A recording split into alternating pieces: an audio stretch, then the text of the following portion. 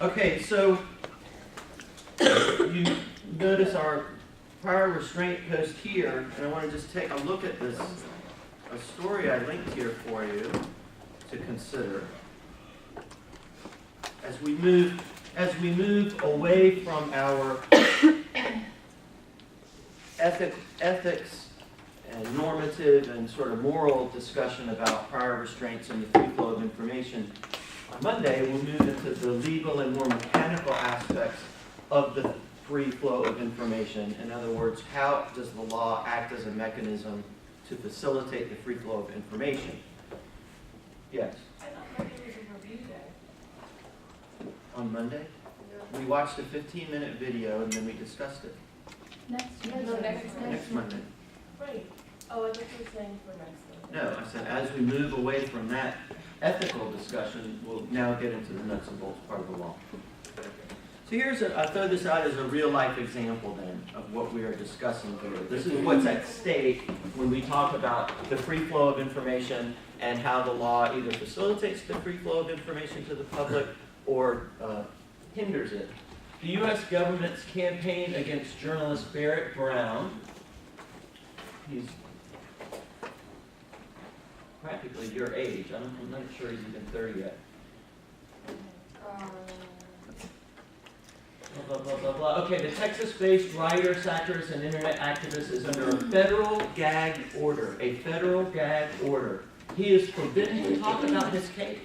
He's forbidden to talk about the charges that could land him in prison for more than 100 years.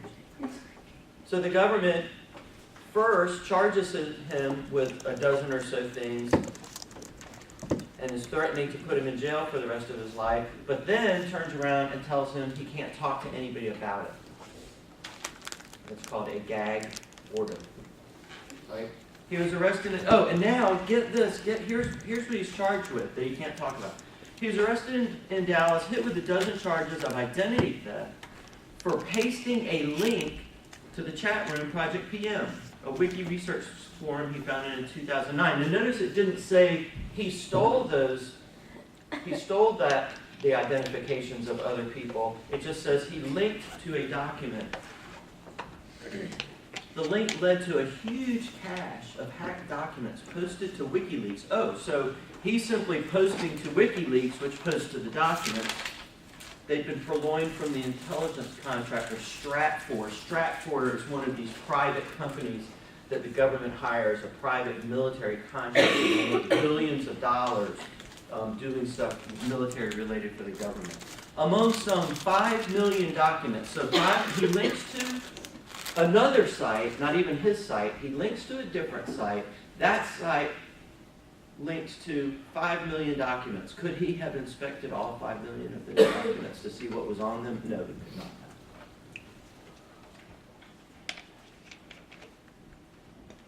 Blah, blah, blah, where some files contain credit card information.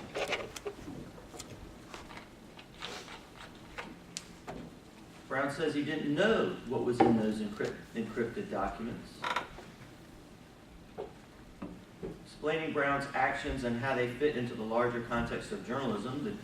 That's a very good article by the New York Times condemning the government doing this. Here's what I love. The Attorney General who wanted him the gag order, Assistant U.S. Attorney Candina S. Heath told Lindsay that Brown has tried to manipulate the media from behind bars for his benefit. She called as a witness an FBI agent who had listened to jail recordings of Brown's conversations with journalists and others about publicity he saw. So now she wants to criminalize speech, right? Because he's talking to his lawyers, he's talking to journalists about his plight and about the charges against him. Unbelievable.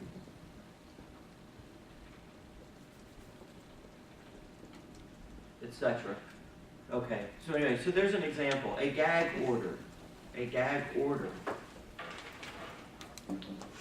This is another example of how what we have going on right now, journalists have come to the war on journalism. Because basically he was just doing journalism. He wasn't leaking anything, he was simply pointing out something that somebody else had leaked and then he's being punished for doing that. And then on top of being punished for doing journalism, he's not allowed to talk about how he's being punished for doing journalism. Sounds bizarre in the presence of the First Amendment, does it not? And so a gag order is a type of prior restraint. What's a prior restraint? Put it in your own words. Well, what do those two words mean? Stopping you from speaking before you even had a chance. That's exactly right. When the government tries to stop you from speaking or writing before you've even done it, it's a prior restraint. And it's the most serious no-no under the First Amendment. Prior restraint. Now think about these two phrases. What's the difference between a prior restraint and a subsequent punishment? There's no punishment when they actually punish you for what you did say. That happens afterward. And so then this thing about he was arrested a year ago and hit with a dozen charges of identity theft, what is that? Which one is that?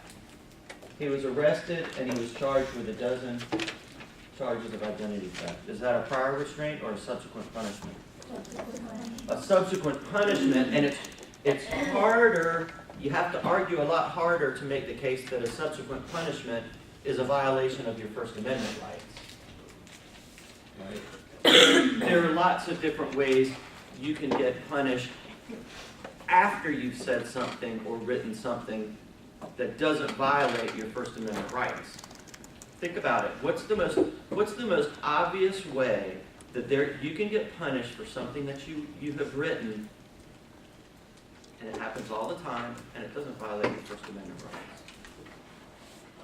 rights? There's an entire area of law that's an example of a newspaper or a magazine getting punished for something that they wrote. Is it slander? Defamation. Defamation or libel. Slander spoken, libel is written. So yeah, National Enquirer writes a story about Tom Cruise and says that he's gay. Tom Cruise sues National Enquirer for libel, and he wins $5 million. So that really happened. Right. So that's subsequent punishment. But when it says that he is forbidden to talk about his case, that's a prior restraint. They are literally keeping this man from talking before he has even gotten a chance to have his say. And again, if you will, this week, look through these links for very short readings, the prior restraint overview, and then we see this is an example of a gag order, like I was just talking about. So let's just log this in on our timeline.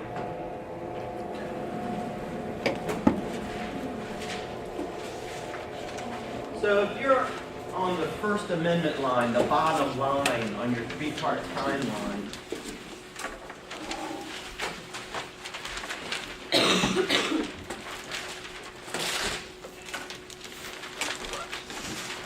we got up to 1925. We got the three legal milestones of 1925, the Judiciary Act of 1925, Pierce v. Society of Sisters on the 14th Amendment timeline, Gitlow v. New York on the bottom timeline, the First Amendment timeline. What was the significance of Pierce v. Society of Sisters for 14th Amendment law? It used substantive due process, but it didn't use it for the first time. It used it in a different way. It uses it to protect people. It used it, the court started using the 14th Amendment, finally, to protect people, right? So that was a really important change. In Gitlow v. New York, they used that case to start a process known as what? Incorporation. But they did not use the First Amendment to protect Mr. Gitlow. He still ended up in jail, right? He still went to jail. There's a note in the First Amendment PowerPoints that we did. There's a slide that mentions that. So they still, to this day, up through 25, there is no First Amendment case on your timeline in which the court actually uses the First Amendment to protect anybody, to protect the speaker. Remember the quartet of cases in 1919? Who won all 4 of those cases? The government won all 4 of those cases. All 4 of those people went to jail. So then we get finally the turn of 31, the significant change that happens in 31, and it's near the Minnesota. Notice the litigants in this case. Near is a person, Minnesota is a state, and so we have the First Amendment being litigated at the state level as predicted by what case? What case made it possible to litigate this case as a First Amendment case? Couldn't have happened earlier. Gitlow v. New York made this case possible. Gitlow v. New York incorporated the speech clause into the word liberty of the due process clause of the 14th Amendment in order to reach down to the state and local level. Right? Yep. Am I right about that? So now the court starts litigating even state level cases, state and local level cases, and in this case the breakthrough is that they side with Mr. Neer. That's the breakthrough. This case you have to think of as like the match set with Gitlow. Gitlow incorporated only the speech clause. Neer incorporated the press clause. Neer incorporated the press clause. And it was a great victory for the speaker. The dispute was over what became known as the Minnesota gag rule. The Minnesota gag rule. They actually had a law against publishing mean things. It was more specific than that, but it was against scandalous type publications. This guy was a nut job. What you'll discover the more you know about the First Amendment is that many of our First Amendment heroes were scumbags. And so you think about, do you all know who Larry Flint is? Larry Flint. We should watch that movie. Larry Flint is the founder and publisher of Hustler magazine. And Larry Flint is a First Amendment hero because he won a very important case in 1988 called Falwell v. Hustler. And Neer is a First Amendment hero because he won his big case. He was a nutcase who printed a little paper, and it was just anti-Semitic rants in this paper. You know, he was saying things like all of the town council members are part of the Jewish mafia and they're taking over, the local government. So anyway, and as you can imagine, anti-Semitism was very popular back in these days, right? And right in the years leading up to the Second World War. And so they had a rule. They tried to shut down his paper using the gag rule. And he challenged it, and the Supreme Court struck it down as unconstitutional. So this is our first big victory to come out of the Supreme Court. And to this day, this is what protects us. This is what protects all of us. This is what, all the way from the New York Times down to y'all working on the student, well, it's not going to work very good as an example. Student newspaper journalists at UNC Chapel Hill, etc. And this is what protects us. So any dispute about a prior restraint, you have to discuss this case. Right? Any lawyer who's going to argue a case about prior restraint, it all starts with this case. It's called a fountainhead case. This is the start, and then every case that follows about prior restraint starts with this case. And it's important because it gave us the Neer rule.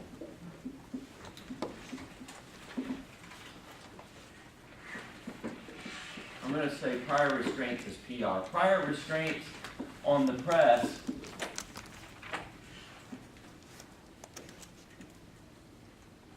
are almost always unconstitutional.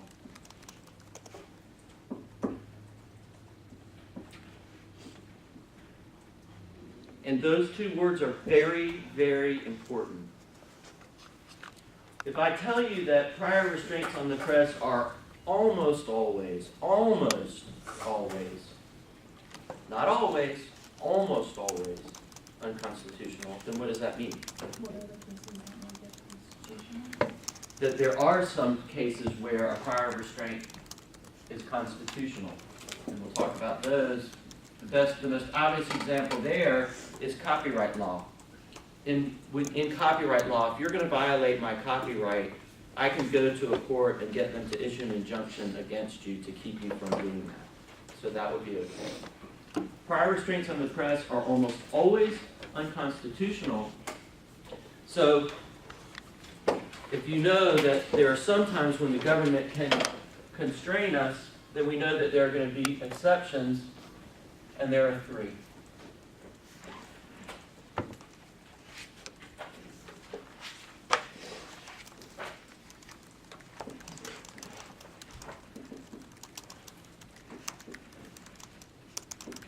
Publications that, ... And I would record these exactly word for word the way that I'm telling you. Now you already know 2 of them. Well, you actually know all of them. You actually know enough now that if you really thought about this, you could tell me 3 types of speech that aren't protected by the First Amendment. So if you were to look at your stair step, levels of protection by type of speech, and remember there's a floor of First Amendment protection, and there are a bunch of different types of speech. Right? There are a bunch of different types. So tell me something that isn't covered by the First Amendment. Censorship. Publications that are obscene. Incitement. Yes. Publications that will incite violence.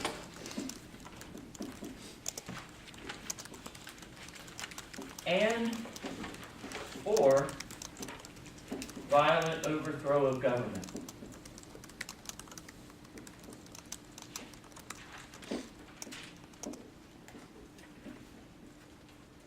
Publications that are obscene, publications that will incite violence and or the violent overthrow of government. Liable or libel/like defamation, things that aren't true. No, they can't stop you from doing that. Falsely deceptive advertising. Yeah, but they're not going to get around to that here. They'd rather, like with that, about things that are false and libelous, that ends up leading to a subsequent punishment. Or the false and deceptive advertising leads to a subsequent punishment. Although they can, when we do FTC regulation of advertising, the government can get an injunction to keep you from saying that Activia prevents yeast infections, which the government did do. They made them pull all those ads. Is it fighting words and true threats? No, again, that would end up being a subsequent punishment, right? They can't stop you from saying it in the first place. Let me ask you this.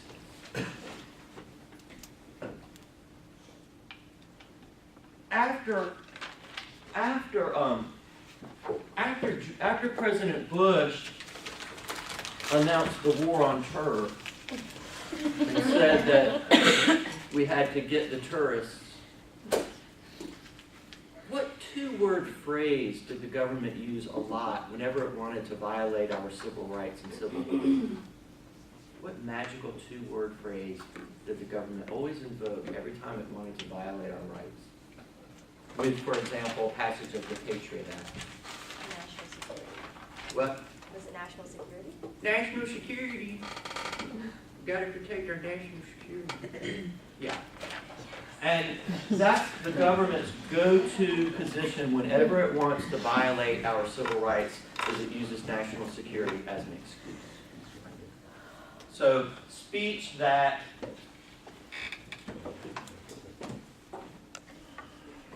threatens, I'm going to say NS, threatens national security, and Neer made this very important stipulation. in wartime. That's why after 9/11, y'all were too young to like be following the news or whatever every night, but President Bush was on the television every other day saying, "I'm a wartime president. Our nation's at war. I'm a wartime president." Right? Over and over and over. This is why. It's interesting. So this tiny little exception within this very important rule helps explain something that we saw and heard in our world, whether people understood that there was a legal reason behind it. That's why President Bush and Vice President Cheney and all of the administration people kept going around saying, it's wartime, the nation's at war, we're at war, I'm a wartime president, over and over and over again. Because in law, being in wartime acts as a trigger that changes a lot of legal rules, and it tends to let the government do a lot of things that they couldn't do in peacetime. And a prior restraint is an example of where the rules get looser for government if it's in wartime. So 3 exceptions: publications that are obscene, publications that will incite violence and or the violent overthrow of government, and publications that threaten national security in wartime. Very important. So there we get the near rule, and it's 3 exceptions. Let me just add, a couple more cases just so that you'll have them on your timeline, and then when we go through the PowerPoint slides on Friday, we can fill in some details.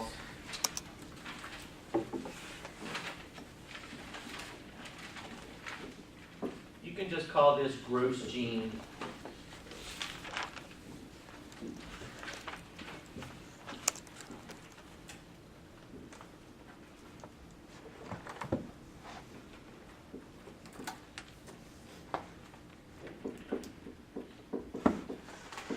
So, if near is the First Amendment saying that the First Amendment is against, for the most part, against prior restraint, gross gene then does something in law that we call analogize. It took something that what doesn't seem to be a prior restraint, a tax, and said, but this tax, like a tax that targeted only newspapers, for example. And it said, this tax is behaving like a prior restraint. How can a tax act like a prior restraint? We all have to pay taxes. Well, it's targeting just newspapers that can keep smaller publications. They can keep smaller publications from actually being able to even exist because they can't afford to pay the tax potentially.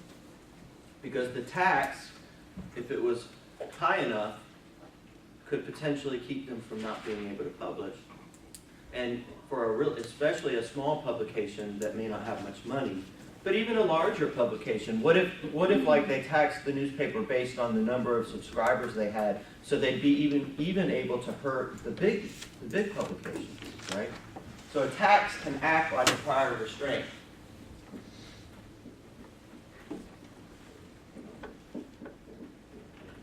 A discriminatory tax can act like a prior restraint.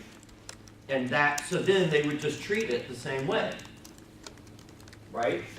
The near rule would apply if there was a discriminatory tax that seemed to target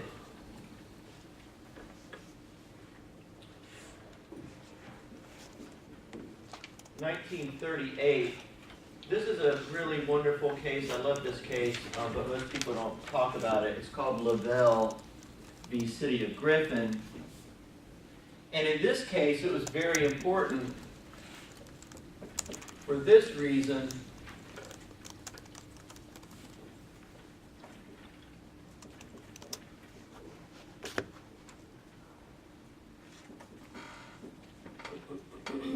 I want to go ahead and write it on the board so that it's on our tape and then you guys can write it down too.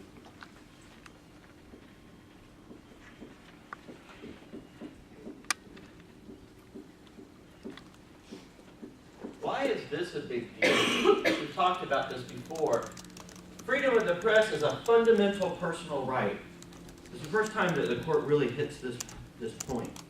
Basically, we have a right to know the news. Okay, but why is it significant that the Supreme Court used that phrase. What's so special about that phrase? It's in the Bill of Rights, and it's the strongest kind of right. A fundamental personal right is stronger than a regular old right. It seems like just a semantic thing, but it isn't. It's important. If the Supreme Court has announced something, has given it this stamp of approval and said this is a fundamental personal right, it means from now and forever, the Supreme Court is going to be giving it the highest level of seriousness and protection. Let's see, what do we have? We got taxes. We need a license case. Somebody, are you online? Do a Google search for City of Lakewood license. Let's see if a case comes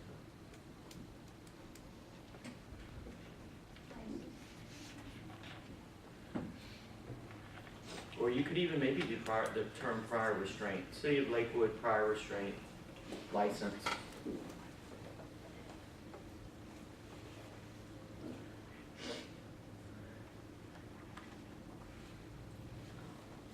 It's a race of the Google searches. Everybody do it. Try adding a small v and a period before City of Lakewood. Do V period City of Lakewood, because it would be in the case name. V period City of Lakewood prior restraint. The plain dealer, plain dealer publishing. What's the date? 1987. 87? What's the case name? Alice versus City of Lakewood. Uh-huh. We look at that too. Okay. So we could say the same thing, and this should be pretty obvious.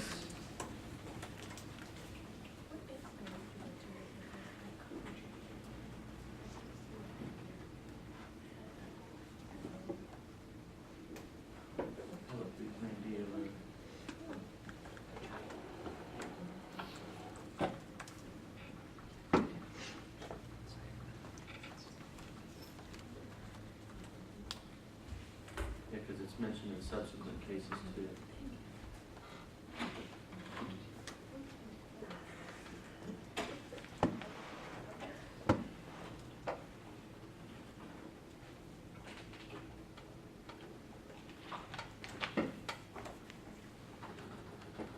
So the original case was 87, and then the appellate case was 89.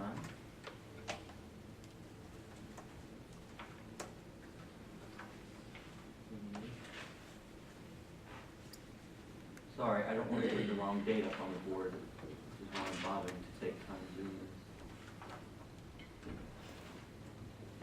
Yeah, this is 88.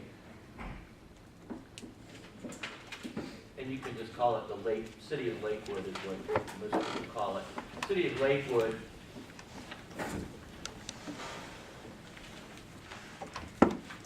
And the thing is, this should be a very obvious thing. Like if I told you that the City of Lakewood had a rule that said you can't distribute a newspaper or magazine until you come to City Hall and register for a license to distribute your newspaper or magazine. What's the problem with that? If it costs too much to register for the license. That could possibly be it. Maybe there's a cost. Are you like discriminating against certain papers for if they disagree with them? Probably. Okay, so it raises the possibility that they might pick and choose who they give a license to, right? And what else does that remind y'all of? What were we trying to get away from in 1776? Monarchy, not a dictatorship, I know what you mean. A monarchy. And what did you have to do in order to publish something in England? You had to get a license, right? Remember, John Milton's Areopagitica was all, the subtitle of that was, what was it? On unlicensed publishing because he was in favor of unlicensed publishing, he was against license. So obviously, anything that smacks of a licensing scheme is abhorrent to the First Amendment. I mean, we can't have anything that seems like a licensing scheme in the United States. So,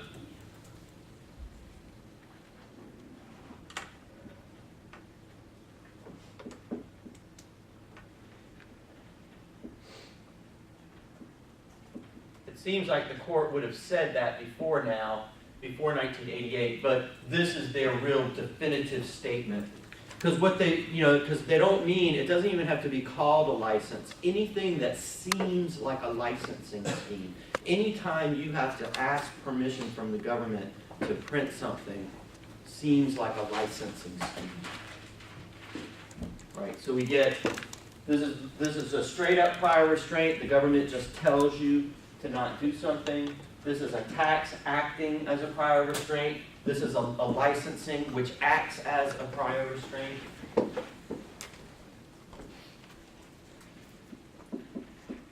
So you see they analogize from near.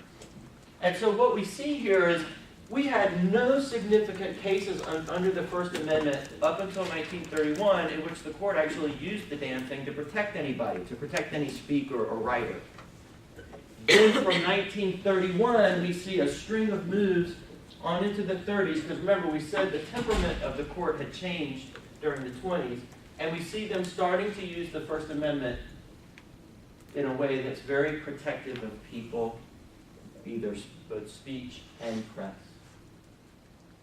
Okay.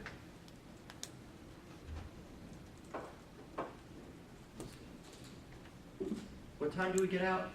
10:20. 10:20?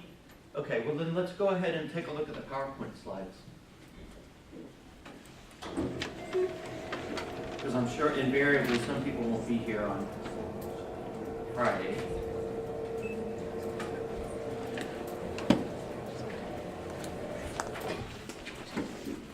Are we gonna have class the day of fall break? Huh? Are we gonna have class the day of fall break? We seem very aware of people not coming to your Friday classes, so I just wondering if you should schedule that class. No, I can't cancel that class. We're not allowed to.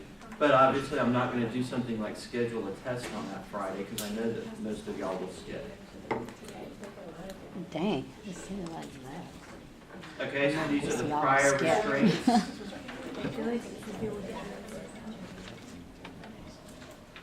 Y'all, because let me talk to y'all about something just a minute. Next Tuesday, I was invited to speak over at UNC School of Law and doing an event over there, and so I'm going to have to cancel my Tuesday class. And we were going to have the exam on Tuesday, so they're not going to have the exam until Thursday. You guys are scheduled to take the exam on Wednesday. So if we finish talking about, I'm more comfortable about my Monday and Wednesday class, but I'm worried about my Tuesday and Thursday class. It's not as good a class as and I'm not sure because I'm nervous about them not even seeing me for a whole week. We won't have class for a whole week, and they're going to have to come in and take the exam cold. So I don't know. I'm tempted to move their exam to the following Tuesday. Move But- us to- So they can have that review on Thursday. So that we can have a review together on Thursday, then we can have the exam Tuesday. But move do us- y'all feel on track to take the exam on Wednesday? No, We can, Because honestly. we got a whole day of review on Monday. let's just. It's a whole class period. Okay. And something else to learn on Friday, right? No, we're just gonna finish this up. In fact, we're practically done with this.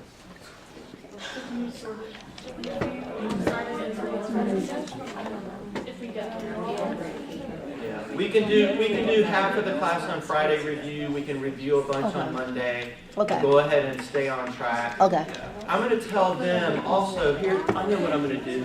I'm gonna also invite them to come to my class, either one, this class or the 2 o'clock class on Monday if they want to. They'll have to sit on the floor Oh, or yeah. something. But Yeah. maybe that's what we'll do. Okay, let's stay on track then. Let's stay on track. How is this one been on Blackboard? What's that? It's PowerPoint.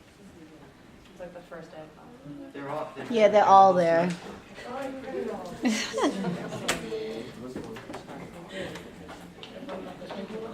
No, they're all up there.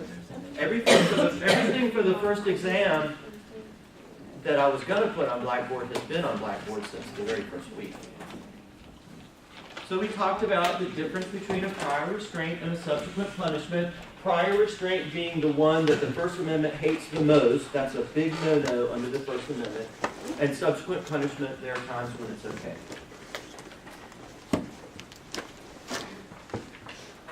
And we talked about these, so you know that taxes, City of Lakewood. Taxes, Gross Gene, 1936. Licenses, City of Lakewood, 1988. Injunctions or court orders, this is what NEAR is about. NEAR is just a straight up order from the government for you not to speak or for you not to write. An injunction is an order from the court. Court order is just another way of saying injunction. You are injuncted from doing something. You are estopped. And then we talked about NEAR. Here's some language from the law. It said you couldn't publish malicious, scandalous, or defamatory information. Notice what the legal question must be. Why does this have to be the legal question? Why are they talking about the First and 14th Amendment? The 14th Amendment, the first ones were brought down. The only way that you can sue the state of Minnesota is by going through the 14th Amendment, right? So to this day, this is how we say it. In a lawsuit, if you want to sue anybody at the state and local level, you have to sue them for violating your First and 14th Amendment rights because of the process called incorporation. Incorporation is the process by which this court adds clauses, parts of the Bill of Rights to the word liberty and the due process clause of the 14th Amendment or Wisconsin State Local Law. Okay, so you said that all like the laws and everything stem from something, right? So where does the prior restraint stem from? Like why, like you can't do malicious, scandalous, or defamatory reports? Like where does that stem from? What stems from? Like What is what? I'm trying to get what your question is. I don't know how to word it. I don't know. Just keep going. Like I'll where figure does it out. that language come from? Yeah. Minnesota had a law. And their law said you can't publish something that's religious, scandalous, or defamatory. It was a prior restraint. Okay. The law said, we're going to stop you from doing this before you've even done it. So that was just Minnesota. Yeah, it's a Minnesota law. That's why the case is NEAR, which is a person, v. Minnesota. Mm-hmm. He's suing the state of Minnesota and saying, if you have a law like this on the books, you're violating my First Amendment rights because it's a prior restraint. You are stopping me from saying things or writing things before I've even done it. That's a prior restraint. And then what we were adding just then was we have to go through the 14th Amendment because remember, the First Amendment on its own only operates at the federal level. Minnesota isn't part of the federal government. It's a state government. So in order to get there and sue the state of Minnesota down on the federal level, you have to go through the 14th Amendment to reach down to the state and local level. Do you see that? The process of incorporation is incorporating the First Amendment into the 14th Amendment in order to reach down to the state and local level. I think what she's wondering is where the terminology of prior restraint came from. Where does it say that in the Constitution? Or does it say that? What makes it say that? No, it's just this observation. If the government does something before you've even spoken or written, that's prior. And if they do something after you've spoken or written, that's subsequent. And we just need to make clear that the government doing something to you before you have even had a chance to speak or write is worse, is far worse than the government punishing you after you've already spoken or written. You see that? That's worse, for the government to stop you even before you had a chance to open your No, I mouth. understand that, I just didn't know where. Okay, never mind, I get it. No, I understand it. The terminology comes to us from Sir William Blackstone, an English father of English common law, but you don't need to remember that. I guess the only reason why I'm nervous is I'm afraid you're gonna ask a question like, what law or what court case brought upon the idea of prior restraint or something? No, but if I asked you, what court case said that prior restraints are almost always unconstitutional, what would you say? Near v. Minnesota, right? And that is the kind of question I'll ask you. You know, what court case started the process of incorporation so that the First Amendment could reach down to the state and local level? Get low, right? So yeah, you need to match whatever the case is with whatever significant enhancement to or change in the law that happened. If I ask you, what case stands for the proposition that, why don't we just review and then we can finish up the PowerPoints on Friday. Anybody intending to skip on Friday? You can be honest. Okay, we'll finish the PowerPoints on Friday as a method of review. Here's how you should study. First of all, you've got to have a study partner or partners, a group, and you got to quiz each other. You got to quiz each other. Did anybody make flashcards yet? I started, yeah. Did you? Because what you can do is do the case name on the front of the card and then say what the significance is. Okay. Remember that we don't care about what all of the facts of the case are. What we care about is like, Gitlow v. New York, 1925, reverse of the card, started the incorporation process. What is incorporation? And then write out the definition of incorporation. Right? What if I said, what case stands for the proposition that you can no longer litigate a 14th Amendment case under the Privileges or Immunities Clause? The Slaughterhouse case is what you're... What case with what? 1873. I want you to get the dates, but no. I mean, but it actually helps you to know the dates because it helps you keep them in order. 1873 is not on my Law is timeline. inherently historic, right? Because we follow things, cases as they go. A lot of the cases like we've discussed have been overturned by other cases we've discussed. Sometimes. Yeah. Are you gonna ask about the cases that have been, where laws have been overturned? Well, here's what you should know, for example, like what do you, Wrote about like it if on I the said, 30th. if I said You have dates Valentine v. and Christensen, What is it under? what do you think timeline? you need to know about that? This is when I didn't pay attention to the. I'm gonna just I drop paid it. in like 1814. So like, we talked about. Valentine v. Oh, Christensen. 1873? Yeah. Slaughterhouse, 14 Yeah. Amendments, Act, Privileges and Immunities Clause, prevents the state from treating. So Okay, all got you it. need to know is Valentine v. Christensen said advertising is not protected by the First Amendment, but it was struck down by Virginia Board of Pharmacy. Or Roth said that all pornography was obscene and could be regulated by the government, but Miller said, what? You dream team. All you gotta do is look at your chart. The chart answers the questions. Miller said that regular pornography is not obscene, it's indecency, and it is protected. So you see that indecency, regular porn, falls above the line, and then what kind of porn falls below the line? Right, the bad kind of porn. Raw. How are your tests set up? Like multiple choice, true, false? Probably about 20, I was thinking about adding some more multiple choice. 20 to 25 multiple choice questions, which you'll fill out a Scantron bubble sheet for. And then a lot of short answer questions worth anywhere from 4 points to 10 points. When you say short answer, do you mean like complete sentences, essay, or just like naming the? There are no essays. You said 10. Sometimes if it's a 4 point, like this is how a law class is. Everything's graded on a grade key, and the grade key is pretty granular. And so things I'm looking for are often worth either 1 point or 2 points. And so often, if you've got a 6-point question with 3 elements, it's 2 points apiece. See? Or there will be, there could be an 8-point question that has 4 elements, and so obviously you see that I'm looking for 2 points apiece on each of them.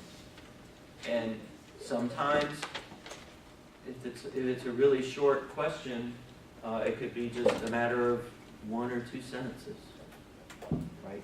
Because, if I asked you, what is, state the near rule. Prior restraints on the press are almost always unconstitutional. That's all you got to say. There's nothing more to say. There's nothing to, there's no essay involved. Or if I ask you, what is incorporation? Try to tell me what incorporation is as close to the way that we practiced it in class. If I tell you, or a lot of times I'll ask you, I'll be looking for 2 elements, I'll be asking you for a definition or a rule, and I'll ask you for the case to support that answer. So if you said, prior restraints on the press are almost always unconstitutional, that might be worth 2 points, naming near v. Minnesota 1. Right? So the short answers are broken up into bits like that. I'm looking for certain things. And I'm looking for you to be as accurate as possible. Like, it isn't correct to say that the near rule says prior restraints are always unconstitutional. That's not what the real, right. But that would be like a near multiple choice question. No, that would be 3 points, and you would lose a point for not saying almost. It's that important because the near rule does not say that prior restraints are all unconstitutional. No.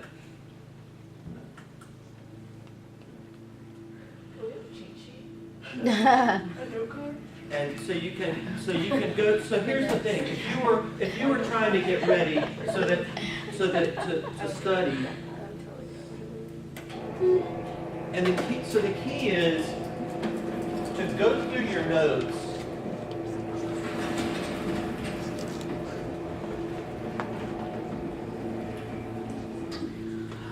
So you tell me, what do you think? You're going through your notes and you're going to highlight things that you think you should study. What do you think you should study?